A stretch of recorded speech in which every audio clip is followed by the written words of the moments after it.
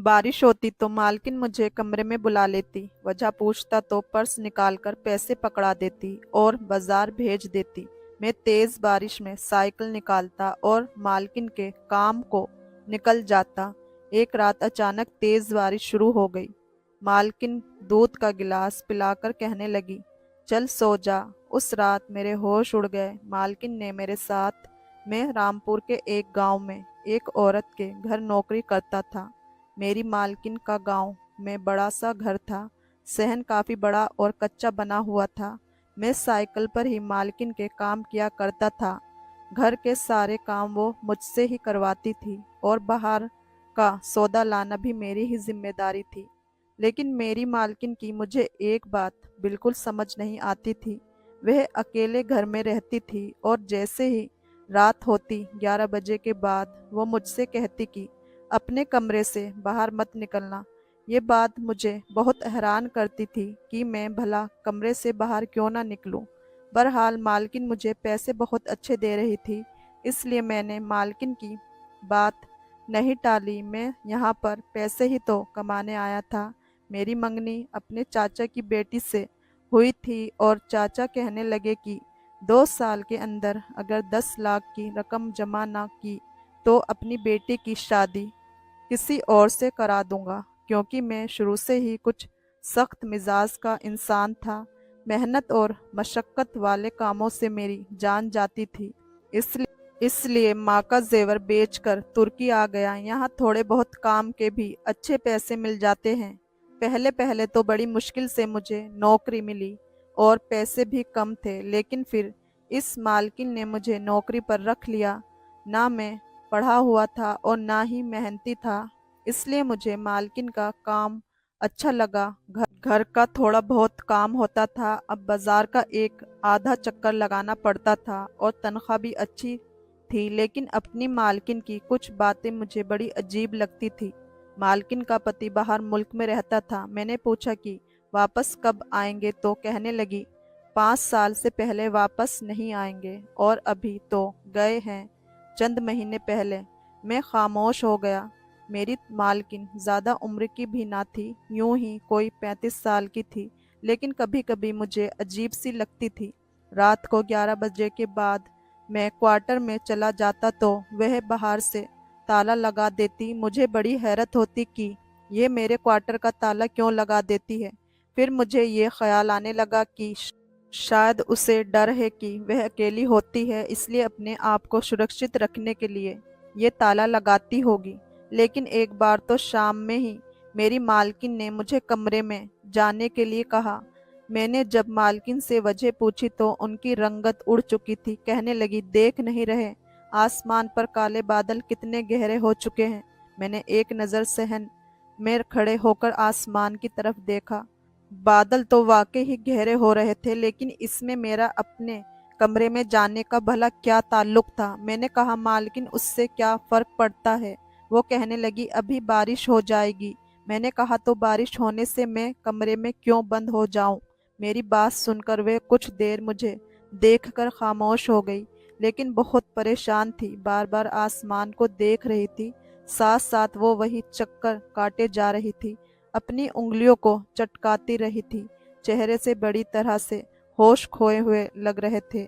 मुझे अपनी मालकिन की परेशानी समझ नहीं आ रही थी कि आखिर उनका बारिश से क्या मसला था। मुझे उनकी परेशानी का मतलब समझ नहीं आ रहा था। कुछ ही देर में बारिश शुरू हो गई और फिर बारिश की रफ्तार तेज होने लगी। जैसे जैसे बारिश तेज हो रही थी, मालकिन की रंगत पीली पड़ती जा रही थी। वह बहुत परेशान थी। उस वक्त मुझे कोई भी ज़रूरी काम न था। मैंने सोचा कि चलो मैं बारिश में नहा लूँगा। जैसे ही मैं बाहर सहन के एक कोने में नहाने के लिए खड़ा हुआ तो मेरी मालकिन मुझसे कहने लगी, तुम यहाँ क्यों खड़े हो। मैंने कहा, मालकिन बारिश हो रही है और बारिश में तो सभी यूं ही नहाते हैं। आपको डर लगता है तो आप अपने कमरे में चली जाएं। मालकिन कहने लगी कि ऐसा करो, इधर आओ। उन्होंने मुझे अपने कमरे की तरफ आने का इशारा किया। ये बात थी मेरे लिए काफ़ी हैरान करने वाली थी, क्योंकि जब से मैं उनके घर काम कर रहा था उन्होंने कभी भी मुझे अपने कमरे में आने का नहीं कहा था। मैं धीरे धीरे चलता हुआ मालकिन के कमरे की तरफ बढ़ गया। वह अपनी अलमारी से पैसे निकालने लगी। मुझे पैसे थमाए और कहने लगी कि जाओ घर का सामान ले आओ। मैंने कहा अभी सुबह तो लाया था। मैंने हर चीज पहले ही लाकर रख दी थी। कोई भी ऐसी चीज न थी जिसकी कमी होती। मैंने कहा अब क्या लेकर आऊं? मालकिन कहने लगी ऐसा करो, एक हफ्ते का राशन और ले आओ, पर अभी इतनी तेज बारिश हो रही है, इसमें तो सारा सामान भीग जाएगा। वह कहने लगी मेरे पैसों का सामान ही भीगेगा ना, तुम क्यों फिक्र करते हो? तुम बस जाओ यहाँ से। मुझे तो उस औरत की अक्ल पर हैरत हो रही थी। इतनी तेज तूफानी बारिश में वो मुझसे राशन लाने के लिए कह रही थी। इसमें तो दाल चावल आटा सब कुछ बर्बाद हो जाता। मैंने कहा मालकिन, आप पूरे सामान का कबाड़ा कराना चाहती हैं? इतनी तेज बारिश में सब कुछ खराब हो जाएगा। उन्होंने मुझे एक प्लास्टिक का मजबूत शॉपर दिया। कहने लगी ये पकड़ो और इसमें सारा सामान डाल देना। जल्दी जाओ, निकलो मेरे घर से बाहर, और 2 घंटे से पहले वापस मत लौटना। पता नहीं क्यों मुझे ये महसूस हो रहा था कि मालकिन मुझे बाहर निकालना चाहती है। मुझे बड़ी हैरत हुई थी। मैंने पैसे लिए और जेब में डाले और बाहर चला गया। बारिश का वैसे मैं भी शौकीन था, इसलिए साइकिल पर बैठकर बारिश का भी मज़ा ले रहा था और राशन की दुकान पर भी पहुंच गया। राशन वाले को पैसे पकड़ाए और मैंने कहा दाल चावल आटा जो कुछ भी है वह सब दे दो। जब तक सामान पूरा करो मैं आता हूँ, और मुझे कोई जल्दी नहीं है। चाहे तुम 2 घंटे लगा कर सामान पैक कर देना। मेरी बात पर वह मुझे हैरत से देखने लगा और मैं बारिश में नहाने बच्चों के साथ मिलकर खुद भी नहाने लगा। हालांकि मेरी उम्र 20 साल थी, लेकिन मुझे बारिश में नहाने का बड़ा ही शौक था। गली में बच्चे नहा रहे थे, साथ में फुटबॉल भी खेल रहे थे। मैं भी उनके साथ फुटबॉल खेलने लगा। पूरे 2-2.5 घंटे बाद जब बारिश काफ़ी हद तक कम हो गई, तब मैं ही सामान लेकर वापस आया। सामान भी बच गया था, लेकिन जब घर पहुंचा तो सामने का मंजर देखकर कुछ परेशान सा हुआ था। मालकिन सहन में बैठी रो रही थी। मुझे तो उनके रोने की वजह समझ नहीं आ रही थी। जैसे ही मैं घर के अंदर दाखिल हुआ, मालकिन मुझे देखकर फौरन से अपने आंसू साफ करने लगी। मैंने उनकी तरफ देखा तो उनकी आंखें बहुत ही सूजी हुई थी, जैसे पिछले 2-3 घंटों से वो बस रोए जा रही हो। मैं भी परेशान सा हो गया। मैंने कहा मालकिन सब ठीक तो है? कहने लगी हाँ सब ठीक है। जाओ ये सामान किचन में रखो, और मैंने खाना बना दिया है, किचन में ही रखा है, तुम खा लेना। अपने कमरे में जाकर बंद हो गई। मुझे बड़ी हैरत होती थी। मेरी मालकिन बड़ी अजीब थी। ना तो वह किसी मोहल्लेदार के घर जाकर उनसे मिलती थी, ना ही किसी मोहल्लेदार औरत को अपने घर आने देती थी। पति वैसे भी बाहर मुल्क में होता था। मुझे समझ नहीं आता था कि मालकिन अकेले घर में रहकर बोर नहीं होती। इन्हें तो चाहिए था कि आस पड़ोस में रहकर दोस्तियां बढ़ाएं, लोगों से मिले जुले, लेकिन नहीं, कोई भी मालकिन के घर नहीं आता था। अगर कोई गलती से आ जाता तो मालकिन उसके साथ ऐसा गलत रवैया रखती कि दोबारा वह आने का नाम न लेता। ये मानसून का मौसम था, इसलिए 2 महीने तो बारिश लाजमी होनी थी। लेकिन मुझे अपनी मालकिन की ये बात बहुत ही हैरान करती थी कि जब भी आसमान पर बादल छाने लगते कि अभी बारिश हो जाएगी, वह मुझे पैसे देती और कहती जाओ घर से बाहर निकलो, सामान ले आओ। कभी कहती कि यहाँ से ये लेकर आओ, कभी कहती वहां से वह लेकर आ जाओ। वह ऐसी जगह पर मुझे बताती जो कि कोसों दूर होती थी, जहां से वापसी पर मुझे 2-2.5 घंटे लग जाते थे। मैं घर आता तो वह रो रही होती। ना मुझे उसके रोने की समझ आती थी, ना ही बारिश में मुझे बाहर भेजने की। रोजाना बारिश में नहा नहा कर मेरी अब तबीयत खराब होने लगी थी। आज सुबह से ही मुझे छींकें आ रही थी, बुखार भी हो रहा था। मालकिन ने जब बारिश होती देखी तो कहने लगी जाकर सामान ले आओ। मैंने कहा मुझे बुखार है, मैं नहीं जा सकता, और वैसे भी घर में अच्छा खासा राशन मौजूद है। महीना भर भी अब राशन ना आए तो हमें जरूरत नहीं पड़ेगी। मेरी बात सुनकर वह परेशान सी हो गई। मेरी आंखों और चेहरे को देखकर कहने लगी ऐसा करो, मैं तुम्हें गर्म दूध दे देती हूँ और साथ में बुखार की गोली भी, वे खा लो और आराम कर लो। मुझे बड़ी हैरत हुई थी। ऐसी मेहरबानी पहले तो मालकिन ने कभी नहीं की थी। वह सिर्फ मुझे 1 कप चाय देती थी और उसमें भी दूध से ज्यादा पानी होता था, और अब दूध का पूरा गिलास। मालकिन ने मुझे दूध के साथ बुखार की गोली दी और साथ में एक और भी दवा थी।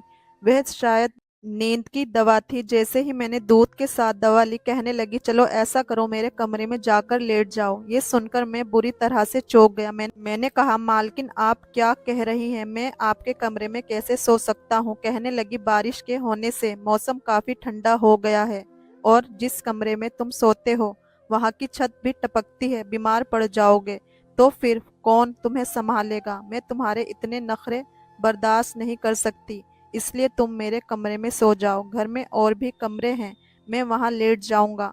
मैंने कहा, मालकिन आप मुझे किसी दूसरे कमरे का बता दीजिए, मैं आपके कमरे में नहीं सो सकता। मुझे ये बात बहुत ही अजीब सी लग रही थी और अपनी मालकिन के इस बात पर हैरत भी थी कि वह मुझे अपना कमरा क्यों दे रही थी, जबकि घर में और कमरे भी खाली थे। अगर उन्हें इतना ही एहसास था तो मुझे किसी दूसरे कमरे का भी कह सकती थी, अपना ही कमरा क्यों? मेरी बात सुनकर वह मुझे गुस्से से घूरने लगी।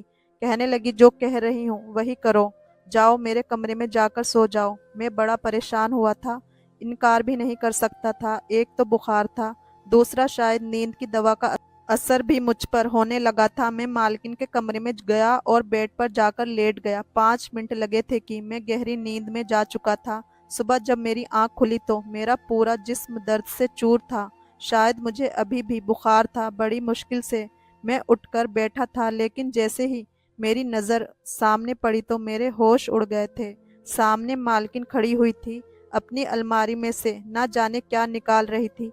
मेरी कोशिश तो यही थी कि चुप कर कमरे से बाहर निकल जाऊं। जाहिर है ये मालकिन का कमरा था, उनकी सब जरूरी की चीजें यहाँ मौजूद थी। न जाने उन्होंने मुझे रात को अपने कमरे में क्यों सुलाया था। मैं बहुत मुश्किल से उठकर खड़ा हुआ था, लेकिन मेरा सर अभी भी पूरी तरह से चकरा रहा था। धीरे धीरे चलते हुए अपने कमरे से बाहर आ गया। कुछ देर बाद मालकिन आई तो कहने लगी, तुम क्यों बाहर आए? मैं तो बस अपनी ज़रूरत की चीज़ें लेने आई थी। जाओ अंदर जाकर आराम करो, मैं तुम्हारा नाश्ता बना देती हूँ। मुझे समझ नहीं आ रहा था कि मेरी मालकिन मुझ पर इतनी मेहरबानी कर किस लिए रही थी। न जाने क्यों मुझे कुछ गड़बड़ का एहसास होने लगा था। ऐसा लग रहा था कि जैसे जो कुछ हो रहा है वह ठीक नहीं है। वह एक तुर्की औरत थी, बड़ी खूबसूरत थी। माना कि वह 35 साल के लगभग थी, लेकिन जवान और खूबसूरत थी। मुझे उसके कमरे में रहना, उठना बैठना बिल्कुल भी सही नहीं लग रहा था। मैंने कहा, नहीं मालकिन, मैं ठीक हूँ, मैं चलता हूँ। अपने क्वार्टर में जाकर अपने चरपाई पर लेट गया, लेकिन फिर मुझे एहसास हुआ कि पानी टपकने से भी चरपाई भीग गई है और अभी मैं गीले बिस्तर पर लेटा हुआ था। बुखार मुझे पहले से था, इसलिए तो कपकपी सी होने लगी थी। मालकिन नाश्ता बनाकर लाई थी। जब मुझे कपकपाते हुए देखा तो कहने लगी, देख लिया तुमने अपनी जिद का नतीजा? कह रही थी ना, मेरे कमरे में जाकर लेट जा, लेकिन तुम बहुत ही ढीठ हो। ये कहकर उन्होंने एक तरफ नाश्ता रखा और मुझे बाजू से पकड़कर सहारा देने लगी ताकि मुझे खड़ा कर सके। उस वक्त मैं बुखार की वजह से इस कदर कमजोरी का शिकार हो चुका था कि उनके सहारे से ही उठा, लेकिन उसके बाद मैंने उनका हाथ पीछे कर दिया और चलते हुए मालकिन के कमरे में जाकर बैठ गया। उन्होंने मुझे नाश्ता दिया और फिर से दवाई दी। रात तक मेरा बुखार उतर चुका था, तबीयत भी काफ़ी हद तक सही हो गई थी। पूरा दिन मालकिन ने मेरी अच्छी सेवा कर डाली थी। मैंने कहा, आप तो बहुत अच्छी हैं, मुझे तो लगा था कि आप बहुत गुस्से वाली मिजाज की हैं। ये सुनकर उनके चेहरे पर अजीब से अंदाज छा गए थे। फिर किसी गहरी सोच में चली गई। कहने लगी, मैं अच्छी नहीं हूँ, बहुत बुरी हूँ। ये कहने के बाद उन्होंने अपनी आंखों में जमे आंसू साफ किए और फौरन से कमरे से बाहर चली गई। मुझे बड़ी हैरत हुई कि आखिर मामला क्या है। आज रात फिर बारिश तेज हुई थी। जैसे ही बारिश तेज हुई, मालकिन की रंगत उड़ने लगी। कहने लगी, ना जाने क्यों ये रोज रोज बारिश हो जाती है। कब ये मौसम बदलेगा और मेरी जान को सुकून आएगा। मैं बहुत परेशान हूँ इस बारिश की वजह से। मैंने कहा, मालकिन, बारिश आपको क्या कहती है? कहने लगी, तुम नहीं जानते, ये बारिश मेरी जान की दुश्मन है। मैं हैरान था, ये कैसे हो सकता है? फिर उन्होंने मुझे दूध का गिलास दिया और साथ में नींद की गोली। मैंने कहा, मालकिन मैं ये क्यों खाऊं? अब तो मुझे बुखार नहीं। कहने लगी, बस तुम ये खा लो और मेरे कमरे में सो जाओ। मैंने कहा, नहीं, मैं अब ठीक हूँ, अपने कमरे में सो सकता हूँ। इस बार मैंने नींद की गोली नहीं खाई थी, बस मालकिन को दिखाने के लिए ऐसा किया जैसे गोली खा ली। मैंने अपने मुंह में डाली, लेकिन मैंने हाथ से वह गोली पीछे फेंक दी थी, जो कि मालकिन की नज़र में नहीं आई थी। मैंने दूध का गिलास पिया और ऐसा करने लगा जैसे मुझे नींद आ रही है। मैं घर के ही दूसरे कमरे में जाकर लेट गया, क्योंकि मेरे कमरे में बारिश का पानी आता था। उस कमरे की खिड़की बिल्कुल सहन में खुली थी। हालांकि मालकिन का कमरा अंदर की तरफ था, वहां से सहन साफ नजर नहीं आता था। मैं देखना चाहता था कि आखिर मालकिन को बारिश में क्या परेशानी होती है, वह क्यों मुझे बाहर भेज देती है, और जब मैं आता हूँ तो वह रो रही होती है। मैं चुपके से कमरे के खिड़की पर जाकर खड़ा हो गया। मुझे लगता था कि जैसे सहन में ही कोई परेशानी है, क्योंकि जब बारिश होती मेरी मालकिन सहन में बार बार देखती रहती थी। अभी भी बारिश हो रही थी। मुझे पक्का यकीन था कि मालकिन सहन में जरूर आएगी। अभी यही सोच रहा था जब मालकिन सहन में आई थी। सहन बिल्कुल कच्ची मिट्टी का था और एक कोने की तरफ जाकर मिट्टी खोदने लगी। मुझे हैरत हो रही थी कि ये क्यों मिट्टी इकट्ठी करेगी। मिट्टी उठा उठा कर दूसरे कोने की तरफ फैलाती और उसके ऊपर डालने लगती और उसे अपने हाथों से बराबर करने लगती। मुझे यूं लग रहा था जैसे उस मिट्टी को वह छुपाने की कोशिश कर रही है। यहाँ मिट्टी के अंदर कुछ ऐसा है जो बारिश की वजह से दिख जाएगा। उन्हें ये डर था कि कहीं वह मिट्टी वहां से हटने से अंदर की चीज दिखने ना लग जाए। मालकिन का कोई जेवर या पैसे उसके अंदर हैं जो मालकिन छुपाना चाहती है, जब ही तो मुझे बाहर भेज देती है। अब मुझे याद आने लगा कि जब भी मैं बाहर से वापस आता था तो मालकिन के कपड़ों पर मिट्टी लगी होती थी और वह रो रही होती थी और एक कोने में वह मिट्टी डाल रही थी। वह हिस्सा पूरा मिट्टी से ढका हुआ होता था। पहले तो मैंने इस बात पर इतना ध्यान नहीं दिया था, लेकिन आज सब कुछ याद आ रहा था। कुछ देर तक मालकिन यही करती रही और फिर रोने लगी। रोते हुए अपने कमरे में चली गई। मैं अपने कमरे से बाहर निकला और उस मिट्टी को हटाकर देखा तो मेरे होश उड़ गए। उसमें तो किसी के कंकाल की हड्डियां पड़ी हुई थी। मैं हैरान हो गया। मैंने मालकिन से पूछा तो मालकिन ने मुझे जो राज बताया उसे सुनकर मेरे होश उड़ गए। मेरी मालकिन का पति बाहर मुल्क में नहीं था, बल्कि 9 महीने पहले ही मेरी मालकिन और मालिक के झगड़े की वजह से मेरी मालकिन ने गुस्से में आकर अपने पति को चाकू से मार डाला था। लेकिन उसे ये डर हुआ था कि पुलिस को पता चल गया तो इस पर भी फांसी की सजा हो जाएगी। उसने अपने पति को इस कच्चे सहन में ही दफना दिया, लेकिन क्योंकि वह एक औरत थी इसलिए बहुत गहरा गड्ढा नहीं खोद पाई थी। इसलिए जब भी बारिश होती उसे ये डर रहता कि कहीं उसके पति की हड्डियों के टुकड़े को कोई देख न ले, जो कि मैं देख चुका था। और मालकिन मुझे देखकर रोने लगी और मेरे सामने हाथ जोड़ने लगी कि मेरे इस राज को राज रहने दो, मैं तुम्हें बहुत पैसे दूंगी। मैंने मालकिन की इस बात को किसी को नहीं बताया और बदले में वह वाकई मुझे बहुत पैसे देने लगी। जब पूरे 10 लाख मेरे पास जमा हो गए तो फिर मैं वापस अपने घर आ गया। वे राज अभी भी मेरे सीने में दफन है, क्योंकि मालकिन ने जो कुछ किया था गुस्से में आकर गलत किया था और इस पर वह रोती भी बहुत थी, पछताती भी बहुत थी।